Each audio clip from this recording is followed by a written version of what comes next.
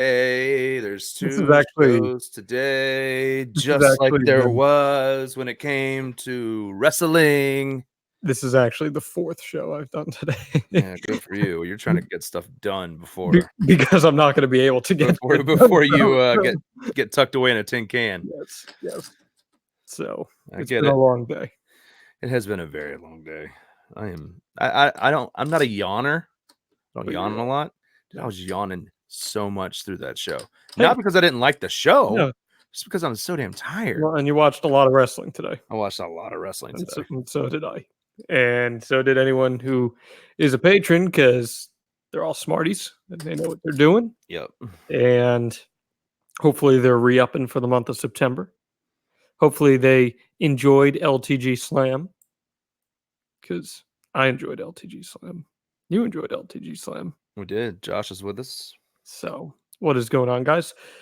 So, we got two shows to hit on. One Yeah. NXT we'll just kind of breeze through. Obviously, All Out, the main show that everyone was talking about. Well, was it the better show? And that's something that's worth debating. That's something that's worth debating.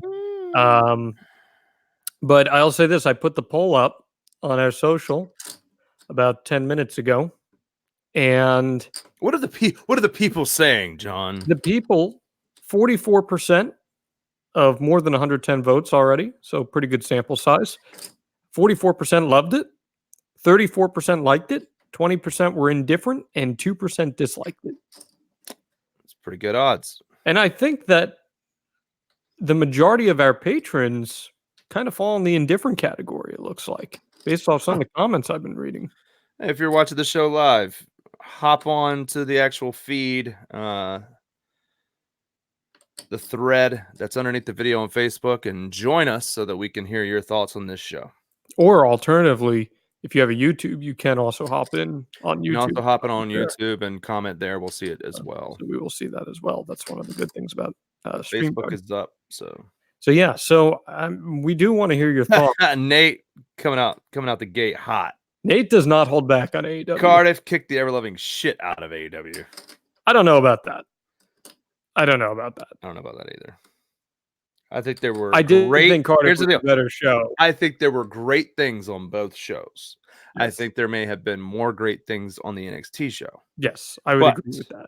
both were good shows. Oh, yes, no doubt. All Out was, I thought, a pretty good show. Yeah, solid, very solid. And we will get to which one you want to hit first. Let's do Cardiff. Cardiff. Okay, let's do Cardiff first. So this started while we were doing Prediction our preview show earlier. Mm-hmm. And I'm pulling up the card right now, and I was like, okay, I'm gonna try to catch what I can from this because we're taping that, and we'll hit it. And for us, for you and I, Doug, who quite frankly don't really have the time to watch NXT UK, but we're familiar with who these characters are. Yeah, and love some of them. I thought this was a hell of a show. Noam Dar beat Travis Banks. Travis Banks is freaking great. Noam Dar, we know how good he can be. It's a really good match. We know how good he can be. Yeah. And especially when, he can play both sides of the babyface and heel equation really well. Yeah. And his selling is really believable. And that's what I've always liked about Noam Dar. Mm-hmm. And this is a good spot for him, NXT UK. It's far better than 205 Live. No doubt. That's for sure.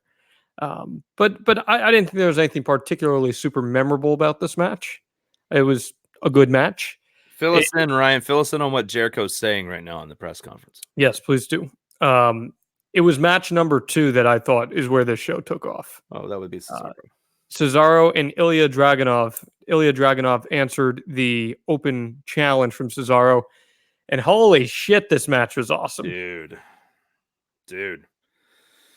Beth and I queued it up. We were playing some cards. I was like, you guys need to watch this. Taking some time to play some cards. Alex, I'm not drinking any more adult beverages. That was earlier.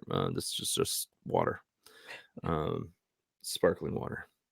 I've got the Wawa iced tea. It was very much. It didn't look like you drank hardly any of it during the show. I didn't drink much, no. And yeah, Josh too. Royal Quest. Doug and I have not seen Royal Quest No, yet, but how? I'm sure that will be great too. No. So I was. We were playing some cards. We queued it up, and both of us were just stuck on the TV during the Cesaro match. It was awesome. Absolutely, He is incredible. He's a monster, dude. He is a cyborg. It is, and I said this to you guys. It is just insanity that he did not become a big time star, because other than the talking part, he has everything that Vince McMahon would want.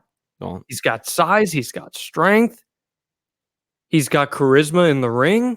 Here's the deal. Vince put him with Heyman, who is the best talker in the business. And it wasn't their fault that they didn't have good chemistry. No. And that they had to read scripts. And, it just didn't work out. But the fans didn't want him being a heel at that moment. And that's what this match showed too. I was just going to say this. He's so much better as a babyface. And like, the crowd wants him to be a babyface. Mm-hmm. So just let him be a babyface. Remember the night after WrestleMania 32 when he came back for that number one contenders match? Oh. And the crowd went freaking crazy for him. I'm telling you, man. Yeah, but what stopped the push that time?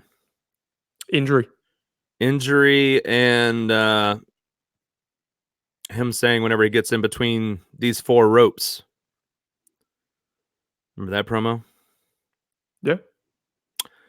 So he messed up his promo that he was told to memorize, and then he got hurt.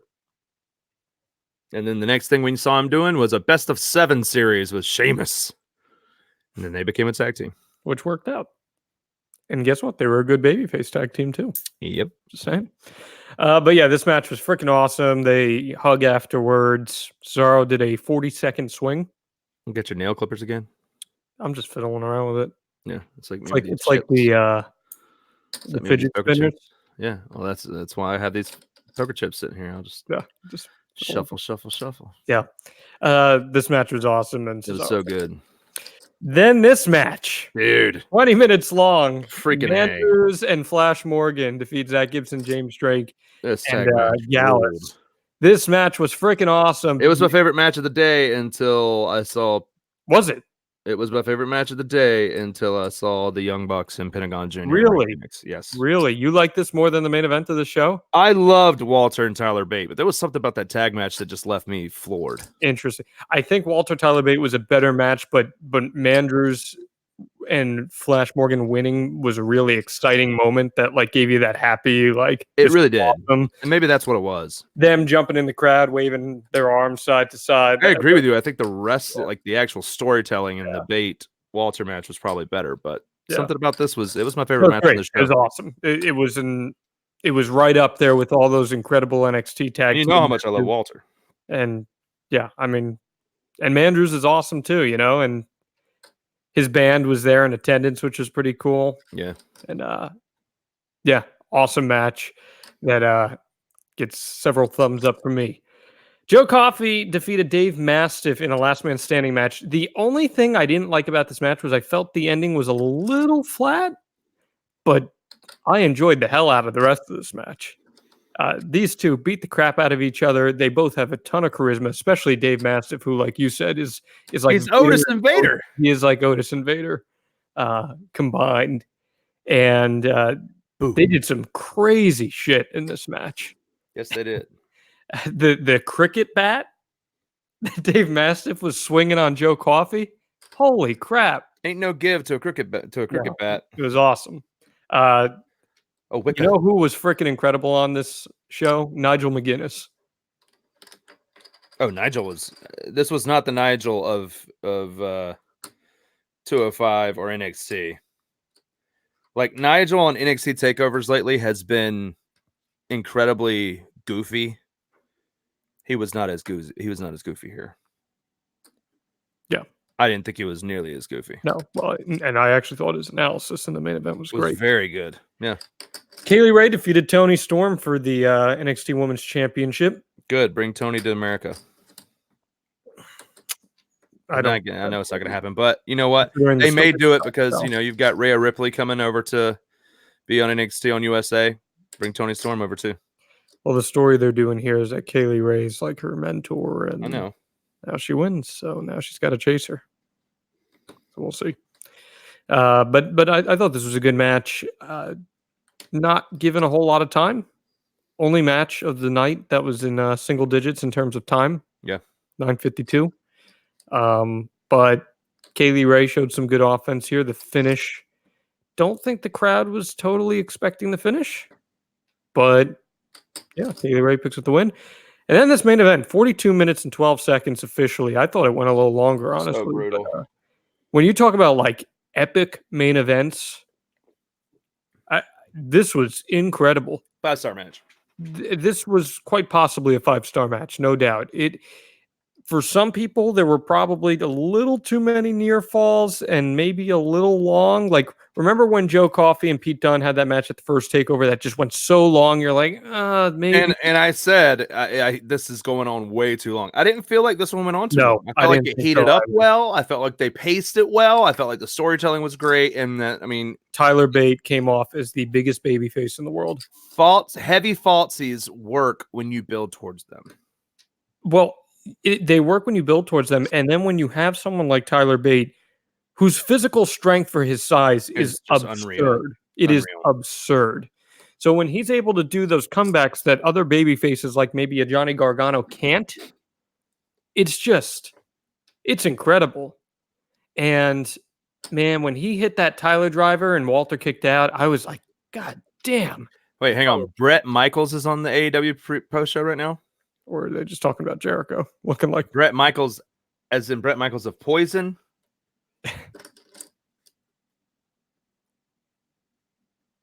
Like, talk dirty to me, Bret Michaels? I guess they're broadcasting the presser. On what, YouTube? Yeah, Marvez and Excalibur are hosting it, I guess. Keeping an eye on Twitter right now. Pac crashed Hangman's post-show presser, so nice. they're gonna do that match. Finally, good. Well, I mean, the pay-per-view is Full Gear. Yeah. So bring it back. That's good. Full circle. Yeah. So Pac crashed that. But back to this. I thought this main event was exceptional. And very, very good. I don't understand how Tyler Bate is not the biggest babyface in the world after watching this match. Like, if he had the platform. Because he's on a program that's only available to WWE Network subscribers, and those there's a fraction of the people that watch NXT that actually watch NXT UK. So. Tyler Bate did every bit of selling that I would love Seth Rollins to do. Amen. And every single one of his comebacks that I'd love Seth Rollins to do. Like that was everything that it should be. This match was awesome. And Walter gave him everything. Unreal. That flip over dragon on the apron was just absolutely brutal. Insanity. And when he's hitting those chops towards the end of the match on Tyler, and Tyler's just like falling back and like back up. It was, God, I love this match. This was good. This was, in my opinion, a legit 5-star match. I hope it's reflected as such. Absolutely. This was outstanding. Really great show. This NXT UK takeover show was. And man, if only I had the time to watch this show every single week, because it was really good. And Vic Joseph and Nigel McGuinness were very good too. So absolutely. All right, let's talk all out. Nyla Rose won, like we said she probably would. She did. So guess who came down to the last two? Nyla Rose and Britt Baker. So this battle royal was laid out well, but very sloppy in execution. Oh my gosh! And not just from the pro wrestlers. I thought the production of this match was camera shot. I mean, at least the camera shots got much better during the real show. They did, but it was bad, man. They missed so many eliminations, and then I don't know whose decision this was to have Mercedes Martinez come out at the same exact time that both Jazz and Kong got eliminated, but the crowd totally missed their eliminations. And I mean, Jazz did nothing in this match. Nothing. So that was a that was a mistake. But Emma got more shine spots. as Tennille Dashwood did, but And Nyla Rose, Neil Dashwood, when she got eliminated, got like the fans did not like that, and they did not like when Evelise got eliminated right after her. but Nyla Rose came off as a big time star in this match. Yeah. And crowd was into her and cheering her, which I don't know if that's a response that AEW necessarily wanted, but I guess they're just going to embrace it because when you promote the hell out of somebody like that, that's what's going to happen. Britt Baker got big time response too, and I thought they did a really good job building her stuff with Bea Priestley, didn't you? The fact that Bea Priestley was the one that pulled her over is phenomenal. That's going to keep that program going. They did a good job of furthering feuds on this show, and/or building them. Yeah. Martinez did do a couple shots on NXT, just like Leva Bates and just like Tessa Blanchard. She was never signed. We had some people asking, wasn't Martinez in NXT? She did both seasons of the Mae Young Classic. Lots of Mae Young Classic competitors in that, actually. Absolutely. Yeah. Nicole Savoy was in there. Savoy, who talk about a female suplex machine. She goobed out in this one, though. She absolutely did. She definitely goobed out, but I still like Ryan Berg said somebody called PETA Pharaoh got abused. Once that pyro went off, Pharaoh was not having it. He did not want to come out. He had his tail tucked between his legs. They were yanking him out there. I wouldn't call that abuse, though. I still like the Casino Battle Royal concept. Love it. Start with 5, bring out 5, bring out 5, bring out 5, bring out 1. I love it. Yeah. Private Party defeated Angelico and Jack Evans. This match rolled. Yes, it did. Even in the times where Private Party was maybe a little off with a couple certain Cassidy looked like he hurt himself early in the match because he was so slow for the rest of the match. But still executed the spots they needed to execute. This was still great because of Angelico and Jack Evans being awesome. Well, that and Private Party's charisma is just off. It is. It's off the charts. But it was very evident that Cassidy was struggling. Jack Evans is awesome too. He's so great. And these two teams, I could watch them fight a series, which we very well may get, because after the match, Angelico and Jack Evans attacked. Brutal attack. So they certainly built towards a little something there. I thought this was the perfect way to go into the pay-per-view, and then we had 11 minutes of Nitro shots. Yeah, so my big gripe with production when JR came out, and then 11 minutes of the crowd while they set up for the national anthem. Yeah. When you're running down the card and doing previews, and it's just them talking about the matches, don't give me 11 minutes of crowd shots. Put up fight cards. Put up the picture of this person versus this person. Play a promo.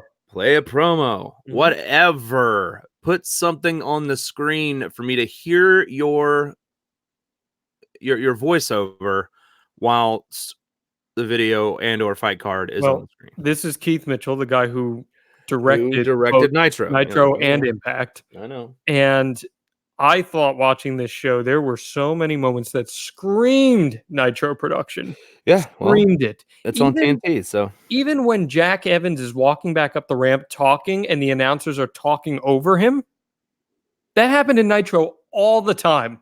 Pull up any episode of Nitro, a guy is making his entrance, like Disco Inferno, So Disco Inferno is like making his entrance. He's like Juventud Guerrera did it every week. Juventud did it all the time, talking to the camera while Tony Schiavone's like, and Disco Inferno's making his way to the.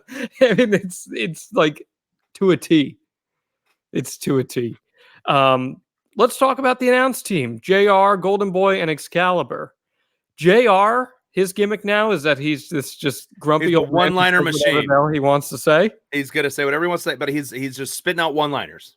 And I thought this was JR's best showing with AEW so far. It was. There were a couple times where both he and Excalibur got things mixed up, but then they would correct each other. But JR was all about making one-liners on the show. And you know what I also liked? When something stupid happened, they called it out. Yeah. Like, hey, ref. Break up. She's in the ropes. Well, that, and like if a wrestler did something stupid, they're like, well, that was stupid. Like whereas on Monday Night Raw, Michael Cole would make some BS excuse for what's going on. But you know what was amazing? Because Beth and the people that were here with us were losing their minds because I would ask a question. Like, trying to think of one. It happened all night. Something would happen in the match, and I'd be like, well, why is that blah blah blah? Why is it that a DQ? Or And then why the is announcers blah would blah say blah, it. blah blah blah? And then the announcers would either ask the same question or they would commentate and say, well, the reason that this isn't a DQ is because blah blah blah. And I was like, You know thank why? you. Because Thank all you three of for those guys are smart. That's why. God. I was like, thank you. Commentary that actually explains what's happening in the match. Yeah, because all Happened three all of those night. guys are smart. That's Happened all night. Golden Boy is going to be good. It's gonna be great. You know, he's getting there, and he's going to be good. They found a good team. They found a good team. So the main card started. SoCal Uncensored defeated Jurassic Dude. Express. Dude. This is what I thought would happen. You get the heat on Marco's stunt, but I thought this was a really fun It opening tag was match. so fun. These guys are so over. Yeah, Luchasaurus and Jungle Boy are like way more over than they should be. There were so And- many great spots in this match that really captivated the fans. Like, God, this was such a great match. I Like- thought it was such a great opener. Like, They got the respect spots afterwards. This was so good. and like, put this in perspective here. One of the top guys in AEW wears a dinosaur mask, and his name is Luchasaurus. And he got fired from FCW. This guy is awesome. WWE is likely kicking themselves in the nuts right now for letting this guy go. Now, to be fair, this gimmick would never work in WWE. No, he wasn't doing this gimmick in No, I know. WWE. No, but I'm saying right now, if you were doing a gimmick like that, it would never work. Before he got fired, he was running over everybody, I know. including your John Moxley's and your Corey Graves and your Tyler Breezes in FCW. He was running over all of them. This is great He stuff. gets fired. Jungle Boy is super over too. We say it every show. He gets more and more over each time. Christopher Daniels is nearly 50 years old, Dude, and he is. You'd never know. what a You'd never know. crazy tombstone with two people. Like, this match was great. And truthfully, Marco Stunt didn't bother me in this match. No, I actually thought they used Marco's stunt to the best possible way they could. They made sure that he was legit used only when a good necessary. wrestler, you know, he's not a bad wrestler. They He's called him the kid. He acted like a Yeah. kid. He did the floss. He did everything that a kid would do. It was great. We had Yeah, he was the good one in the Ascension, Ryan. And he got fired. he did. That was when the Ascension had that really awesome gimmick. That was when the Ascension was awesome. Yes. Yeah. That entrance that they had. So great. Yeah. it So was awesome. like death metal. It was awesome. We had this match much earlier in the show than I think a lot of people expected. Pac and Kenny Omega. Pac defeats Kenny Omega by referee stoppage here. 23 hell of minutes a and match, 20 man. seconds. This finish came out of nowhere. No one was expecting this. No. And Kenny Omega falls to 0-2 in singles matches in AEW. What did you think of this match? I loved this match. I really like this match. They tripped up a couple times, but guess what? When they tripped up, they didn't sell like They something moved right happened. into something else. They did not even act like they tripped up. Exactly. This was wrestling 101. If you want to learn what a Kenny Omega match looks like, you watch this match. They did everything they could do. It's very obvious. Kenny is so used to having a ton of space on the outside, like he did in New Japan, because the barricade's so much farther back. Those dives onto the barricades are just absolutely reckless. But Yeah. I thought everything in this match was executed well, and they told the great story that Kenny Omega was looking through Pac because his real eyes are focused on John Moxley. And the fact that he lost this match was because he was getting too cocky and thought this is just a breeze of a match. And I thought it was executed well. Yeah. No, I'm with you. I really enjoyed this match. I saw some people were iffy about it. I thought it was great. It wasn't like an all-time classic Kenny Omega match, but it was a very, very good match. And Pac gets a huge rub here, man. Huge rub. And the story they're telling this is where commentary was great. Commentary was telling the entire time how Kenny Omega is looking past Pac, only thinking about Jon Moxley. Mhm. He's getting cocky, and he got caught. It was and Nobody called this as a submission finish. but in Nobody. hindsight, you're like, wow, that makes a lot of sense. Like that's a great story to tell. And The I more I'm talking love about that. I love when they can surprise me.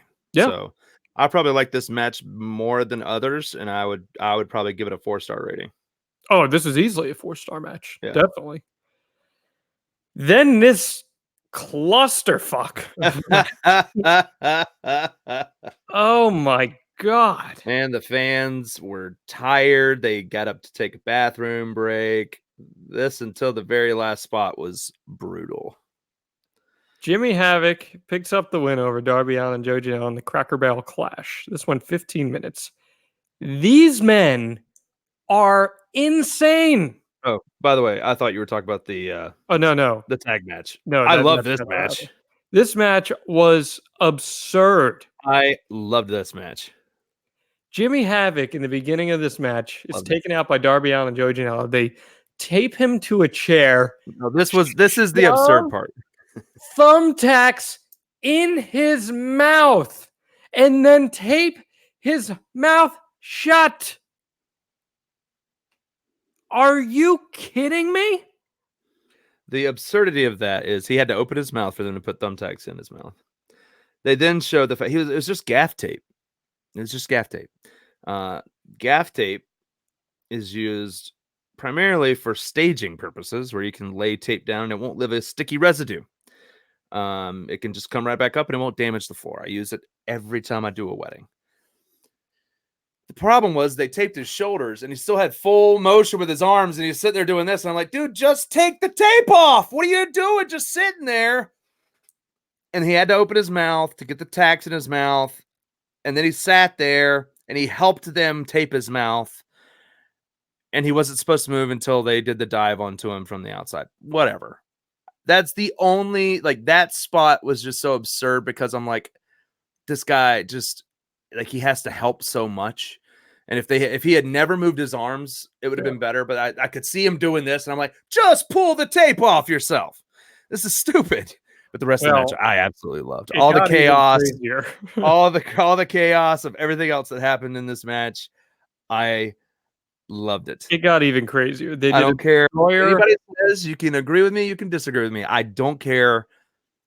I loved this match. Joey Janela hit a destroyer-esque power bomb on Darby Allin through a table. Oh my god! On the outside. Then Darby Allin, because he's batshit crazy, took the Cracker Barrel, and did his coffin drop with the barrel behind him, and missed onto the steel stairs, not onto a table that'll break, onto stairs, which just stopped you mid drop. Awesome, brutal. Jimmy Havoc didn't use the biscuits as weapons, which I was a little disappointed. Nope, just the tray. And then he did give paper cuts to Joey Janela, which was super indie. And then in the finish, he's trying to hit a superplex on Janela through the barrel, the second barrel. Only his leg goes through it, even though it looked like it hurt a lot. And Jimmy Havoc's like, screw it, you're going through again. And then hits him with a lariat right through the middle of it for the 1, 2, 3. Bob, don't try to use your UK talk. Those are biscuits in America, man. What's he calling them? You know how biscuits are cookies or scones, crackers there. Scones. Tea and biscuits. It's not real biscuits. Back down here. This match, I felt biscuits are fluffy and big, man. I loved it because Darby Allin and Joey Janela especially just has so much charisma. It's crazy. And I liked it in that sense, but you know me in hardcore matches, man. I this was ridiculous. And here, scones are triangle biscuits. Yes, they are. This match was way more hardcore, by the way, than the Janela Moxley. I loved it. Main event. It was very obvious that the barrels were not real barrels. I don't care. They looked real as hell. I So understand that, but it takes 4 people to try to get the real damn barrel out of the ring they're last hollow. They were very hollow. Yes. three, They're very three, hollow, 3 damn weeks ago. These were basically bamboo. It was kendo. It was a giant kendo stick. which still hurts. Yeah, I know. But it was I hollow. know that bamboo hurts, but when it's laid out like that and it's flat, it's supposed to break. They were throwing it over the ropes, throwing it in the ropes like it was like weighed nothing. And I was like, oh, can you not sell that these barrels are heavy? Yes. I still loved it. The Dark Now we Order, get to the match where the fans were bored. the Dark Order defeated Best Friends Yes. in 13 minutes and 40 seconds. And sometimes some matches just don't have to go that long. And for as good as workers as these 4 guys are, and they are, the Dark Order are not over. And it's a problem. It's a serious problem. The Dark Order are not over. They're being pushed as the big heels of the tag division, and they are not connecting. What do? Do you just give up? Do you keep pushing them down and trying to make something happen here? I don't know, man. I don't know. I didn't think the match sucked. It was fine. But I was a little bored, and the crowd was super bored, and this is where I got up to get my second round of pizza and take a piss. Well, they weren't bored when Orange Cassidy made his debut. Orange Cassidy got a massive reaction and a freshly squeezed chant. So I guess Orange Cassidy's going to be running with the Best Friends here. For the time being, yeah. So he is the legit sparring partner with Chucky T. So I don't know, man. I'm worried about the Dark Order because they are talented. I don't know if I love Uno. Too goofy. I loved everything that Uno was doing at the end of the match, but the first 6 to 7 minutes of this match were just snooze fest. Something about it was just not connecting. Well, maybe it's also because it was placed after an absolute. Well, it wasn't an absolute death spot. Where you could only go up from there, and Riho and Shida, I thought, had a really good match. The crowd was not into it in the beginning, but by the end, they got them, just as we predicted. Mm-hmm. And Riho does pick up the win here. I thought she was awesome in it. I love the quick finish out of nowhere. And her and Nyla Rose just makes a lot of sense. They told the story already at Fyter Fest where she one-upped her. This makes sense. I thought it was a good match, good execution. And, yeah, I had no issues with this. Nope. They worked hard. It's crazy. Like, there are certain things that they do where they slow down almost. Like, it's almost like their holds and running spots were in slow motion, but then when they were striking each other, they were striking the hell out of each other. So it was a weird dichotomy of how they were working the match, but the right person won, and we knew that was going to happen, and we knew that they would get the crowd involved. So it was a win in my book. Yeah. Wasn't great. I mean, I'd say it was a 2 3/4 star match. Yeah. No, I enjoyed it. Strong. I enjoyed it. Cody with MJF defeated Shawn Spears with Tully Blanchard. Loved this match. Okay. Couple things here. And this is probably my biggest gripe with AEW right now. Rules don't matter. And what is the one thing Jim Ross says on Grilling JR every single week? He says heels have to have rules to break. Which is why he was screaming at the ref at Earl Hebner. In the match before it with the women, and in this match, JR was blatantly telling the ref, "You're an idiot. This should be a disqualification. Why is this still happening?" So Shawn Spears wants to use a belt on Cody. Earl Hebner sees it and is like, "No, you're not using that." Then he turns his back. Tully Blanchard gives him his belt, and he starts whipping Cody. Earl turns around, sees Shawn Spears with Tully's belt, and does nothing. Watches him hit him with Tully's belt and does nothing. Cody then takes the belt and hits Shawn Spears with it, and Earl does nothing. And then later in the match, they're bringing the chair back in, and Shawn Spears is holding the chair in front of his face, and Cody hits a disaster kick on it in front of his face. And Earl does nothing.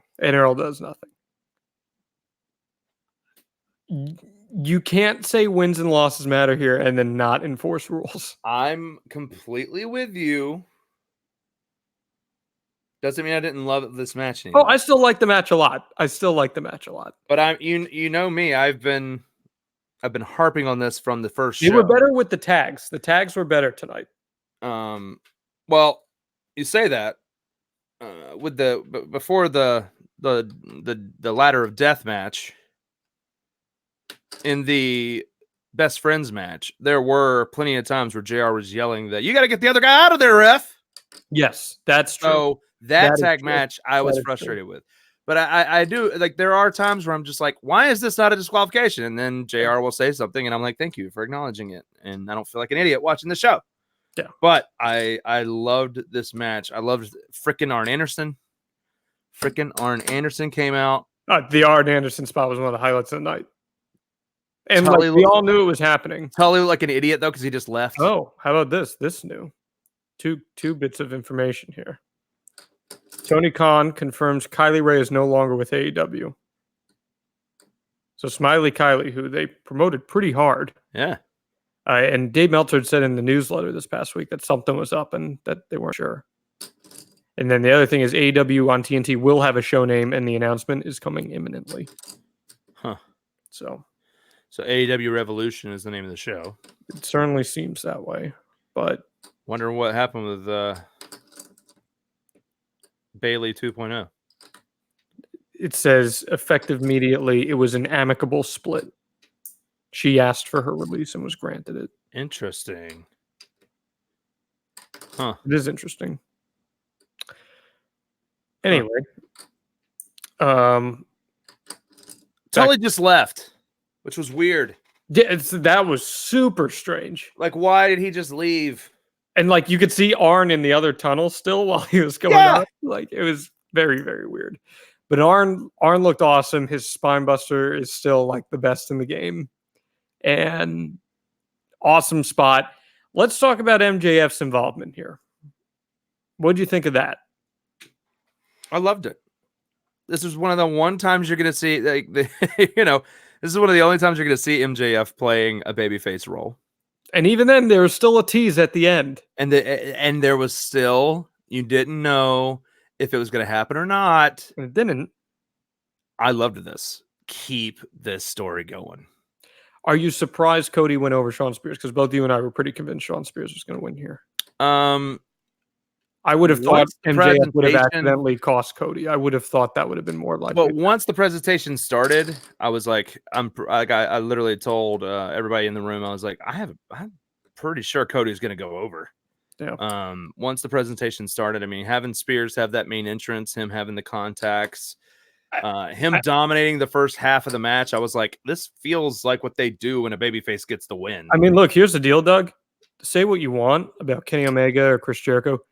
Cody's the big star of AEW. No doubt. Cody gets the biggest reaction of anyone. No doubt. Because he's the showman and the storyteller. Yeah. So, God, just goes to show when you combine really good wrestling with great stories, that's what captivates the audience. Just think, man. 2.5 years ago. If they would have just pushed him. Well, WWE, sure. But I'm saying, like, when he first hit the indies, and you and I were even saying on podcasts, we're like, something's not connecting with Cody on the indies. It's just not. And then he hit Ring of Honor, and I went, okay, this Jay Lethal feud is awesome. Yep, everything changed. All right. He picked up confidence is what happened. I think we can agree this was the best match of the night. God almighty, I love this match so much. The Lucha Brothers. This was my favorite match of the day.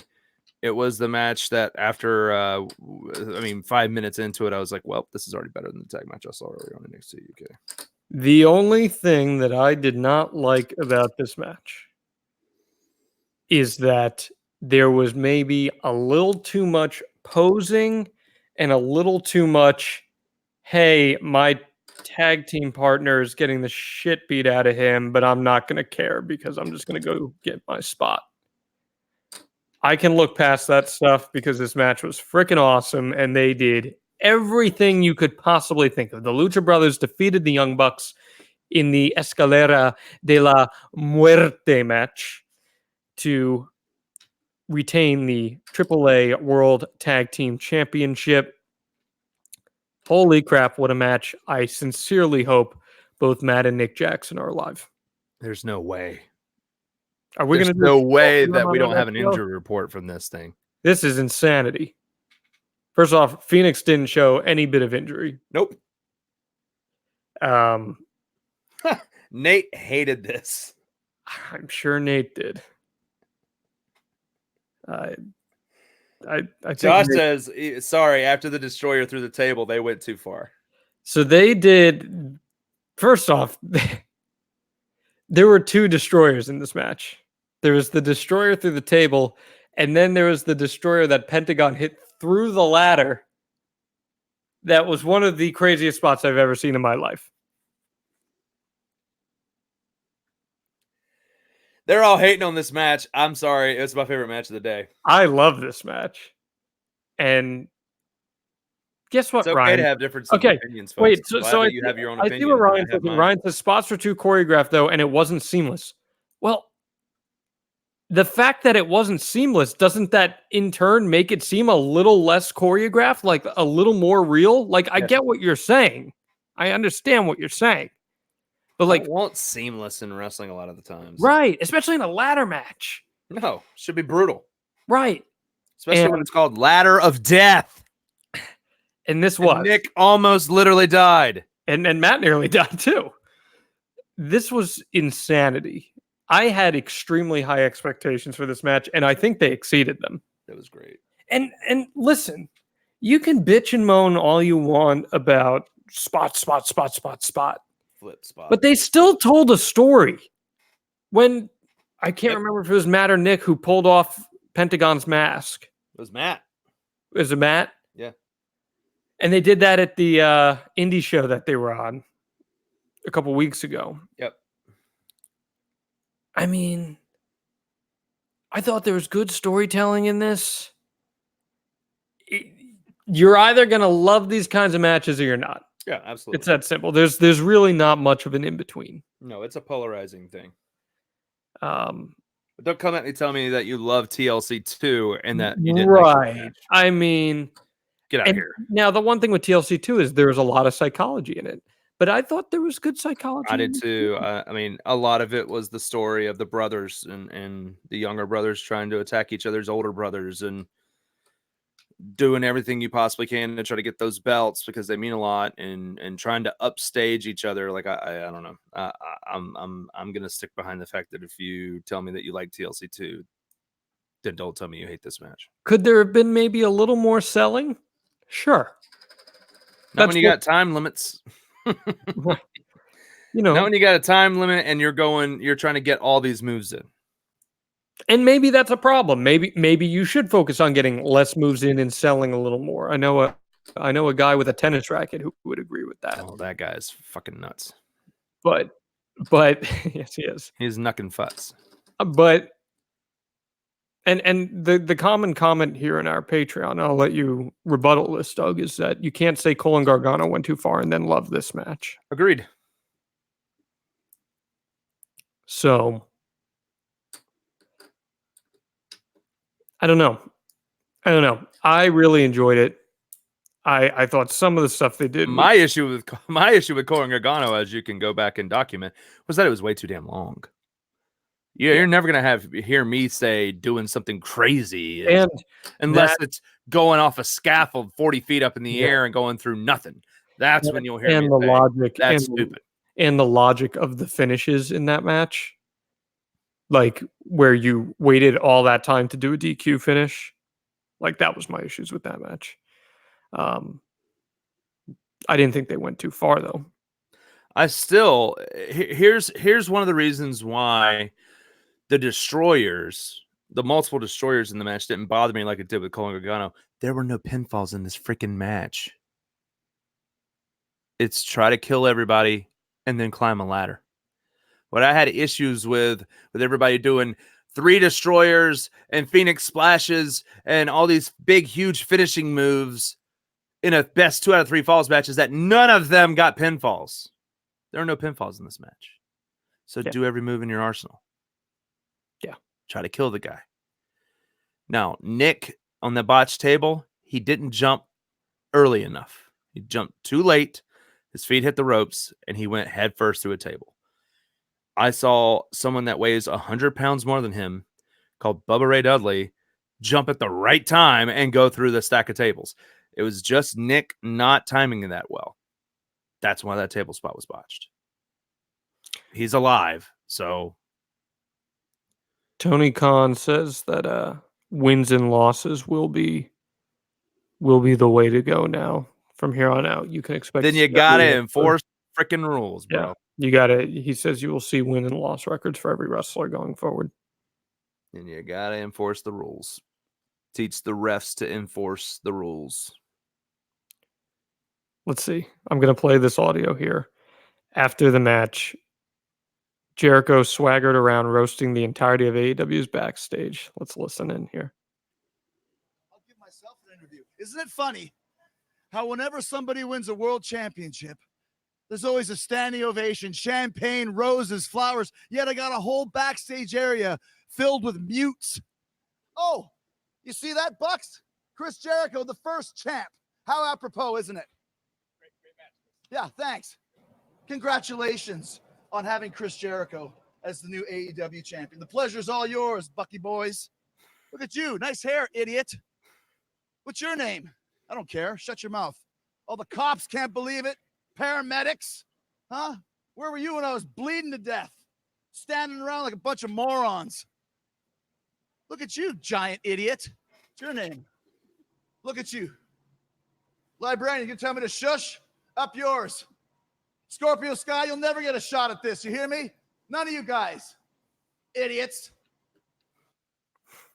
He is the best. At the end of this tag match, though, Ortiz and Santana debut. Yeah. Pretty cool spot. So they went the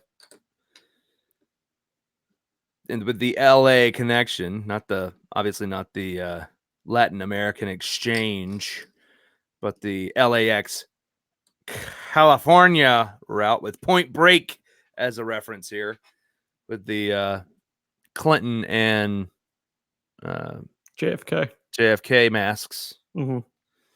I really like the spot. Yeah, so the AEW tag division gets even more stacked.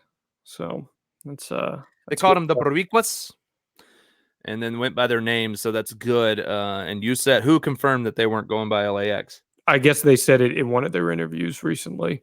Great. So they're not one of the biggest issues I have, as we've documented on this show with LAX. These are the best two guys to ever be in that faction. Okay? So I'm going to lay the slate clean right here. If they are getting rid of the LAX name, this is their chance to impress you. I'm going to give them a chance. Getting rid of the LAX moniker. No Conan, no Hernandez, no homicide in the stupid chain. It's just these two guys. Let's see what they can do. No more judgment. No preconceived notion. They're a brand new tag team in my eyes. Let's see what happens. Because the old LAX wasn't anything special. We will see. Then the main event. Chris Jericho and Hangman Page. So this match was really interesting because it followed up an absolutely insane match that everyone was just going crazy about.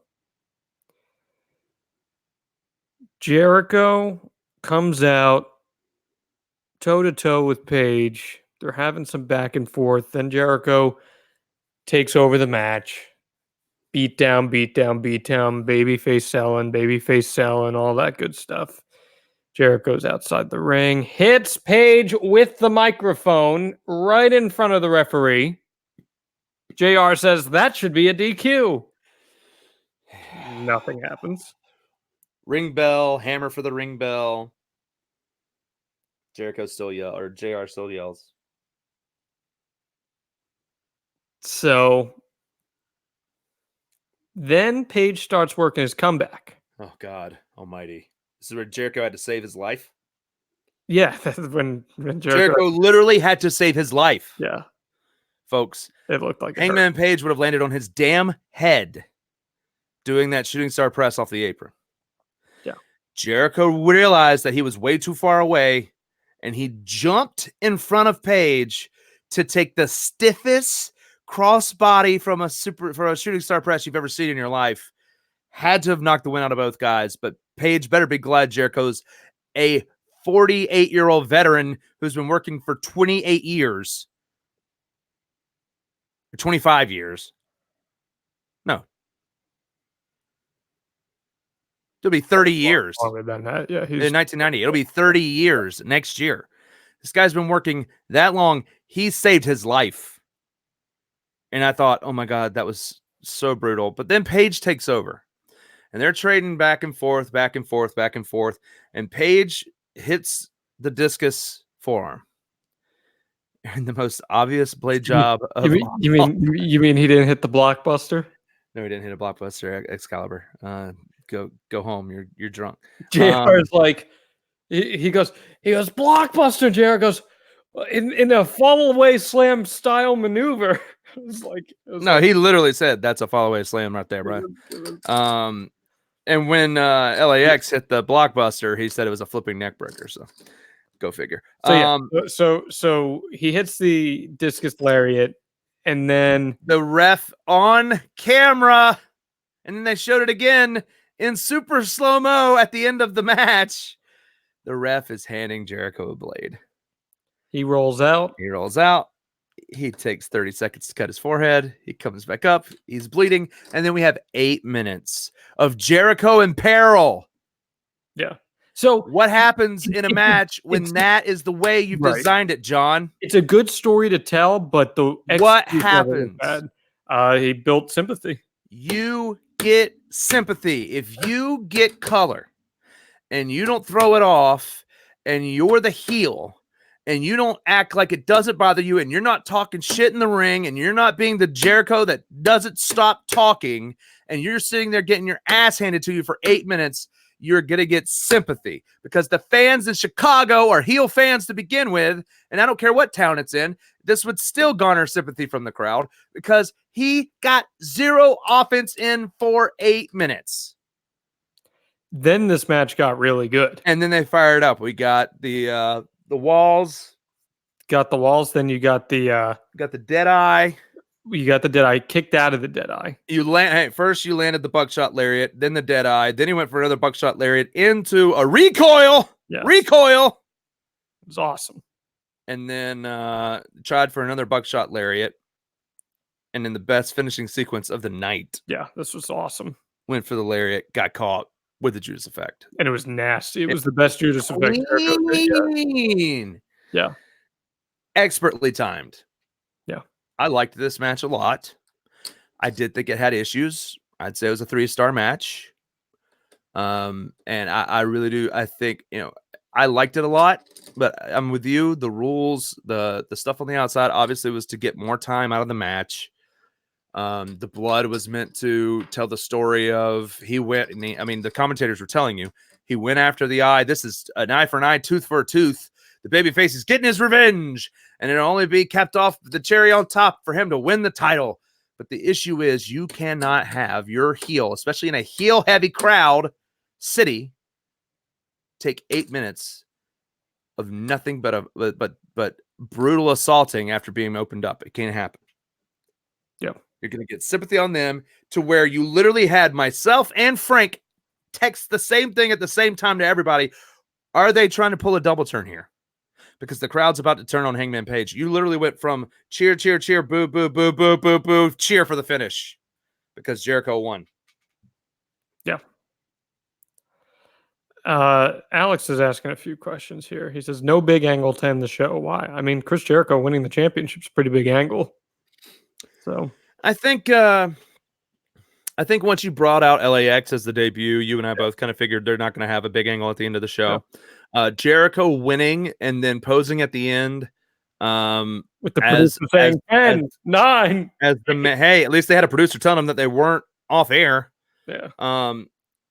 When you have Jericho as your face, I said this on the podcast, there's one choice for your champion going forward when they go on TV. It's Chris Jericho. Marketability, Of course. check. And someone to take. Legend, check. Someone that will elevate the division, check. Name, recognition, everything you could want is wrapped up in Chris Jericho, and he will be the champion for a while, folks. There should be baby faces left and right chasing this guy, and he should help elevate every single one of them. Now, the conundrum then becomes about Page. He doesn't get his crowning moment here. I thought he was good in this match, but I didn't think he was anything more than good. And I like Hangman Page a lot. You and I saw what Hangman Page did in the G1 last year. We saw what he did against Joey Janela last year. We saw what he did with Joey Ryan. And then I feel like that little hiatus that they took, whatever reason, since then, something's missing. And maybe it's that he's a babyface. Yeah, I mean, I think that's what it is. He's uncomfortable in this role. Do I think this made him more of a star working with Jericho? Absolutely. But did it make him a star, though? Do I think he's a bigger babyface? No. Yeah. And that's because of the way you booked the damn match. Fans were going nuts for him coming out on the horse. And you can't tell me they weren't. Yeah. Tony Khan said he put together the Women's Battle Royal. And he said that he wasn't happy that the pyro went off while Pharaoh was out there. So that was an accident. It was obviously there was a lot of mistimed pyro things. Like the producers still got to get to work for this TV because the Bucks were waiting on pyro. It didn't go off. It was very obvious because they looked frustrated. Even in the masks, you could see with their body language they were frustrated. Jericho's pyro went off late. There was a lot of stuff or actually it went off early, by the way. There were a lot of mistimings with the pyro, and that's probably just because these people have never done this before on this stage. So, got to get better. Maybe weekly will make them better. Yeah, Nate says on a roster with Kenny, Cody, and Moxley, why would the crowd buy Hangman as a top guy? I think they felt like to get them to do that, but I think right. I mean, the goal is to do that. I think their thought process was we're telling everyone that Hangman Page is the guy from day one. Remember the presser in January? Yeah. He said, I'm going to be your first AEW World Champion. And the fans were all for that because he was on fire at the time. And then you brought Pac out and they had the full gear set up and everything was good moving forward on BTE. And then things got serious because here's the guy that's going against Jericho. And I think maybe they put a little too much behind the story. With the leg injuries and the attacks and everything else, it's all we've seen it before. That this is basically the same setup for for Kenny Omega versus Chris Jericho. So maybe it was because the build wasn't fresh. I still loved the Adam Page promo and everything heading into this. I thought the video package was great. I love Jericho's promo. I don't think the promos were bad. I just think this is Page's first long-term setup as a babyface, and maybe it wasn't the right time to push him this hard right out the gate. And maybe that is what you're saying. Maybe it's because you have the Young Bucks and you have Cody and you have Moxley and you have these guys that you're expecting to Kenny. Like those are the main guys that you would think would be in the main event. Eventually you can push Hangman Page into that way, into that level. But maybe they pulled back, put him in a series, put him in a feud with Spears or somebody like that, and maybe make him the mid-card champion for a little bit and then elevate him a little bit higher. I don't know if it was a little bit too much too soon or what. I'm going to be real with you. I think he ends up going heel. Well, he should. Now. I think that's just what ends up happening. Because truthfully, Jon Moxley is going to be the guy that's going to be the big time babyface here. Yeah. And whenever he comes back, and producer Josh and I were talking about this, it's going to be a long road for Kenny Omega to get to that belt. Clearly, going to be a long road there. Ryan asking if it was TNT that made the call for Hangman Page. No. No, this is pre TNT. This was pre TNT pinned deal. This was, I mean, it literally started at the presser in January. So it's the elite. The elite recognize that Hangman has the look, has the presence, has the ring, has the move set and everything. He can be great. He can be a main eventer. I just think maybe a little bit of this was too much too soon, and he's never had to ever really be a babyface before. So it's all new territory, man. This is interesting from Tony Khan here. Says they probably won't run shows Christmas week. So don't expect anything there. That's interesting. Cool. Talking about the schedule there. Giving people Christmas some is on time off. Tuesday, I think. Interesting. So yeah, so folks, I mean, look, Good for them. I thought Giving all their out, talents a week off for Christmas. Hey, I'm all for it. I thought all out was a good show. Doug thought all out was a good show. You know, this company is going to be very polarizing. That much is clear. Do we agree on that? They're going to be polarizing. Yeah. They're going to have a lot of talent, and they're going to have a lot of people who hit certain demographics and niches. Yep. They got a month now. Here we go. It is September 1st as we speak. We are 31 days decorating for Halloween today. 31 days away from the debut of what would be 31 days away would be the debut of TV. And then later that week, SmackDown on Fox. Everything changes, folks. Everything changes on October. In October. 2nd. Yeah. So, and we're 2 weeks away from the debut of NXT on USA. So 3 weeks. 3 weeks, 2 weeks, whatever. I don't know. So, folks, Math, I'll help you. here's the deal. I'm going to be on Hurricane coverage from Monday on. We don't know what it's looking like. Maybe if things work out well, I'll be able to take part in a show Wednesday.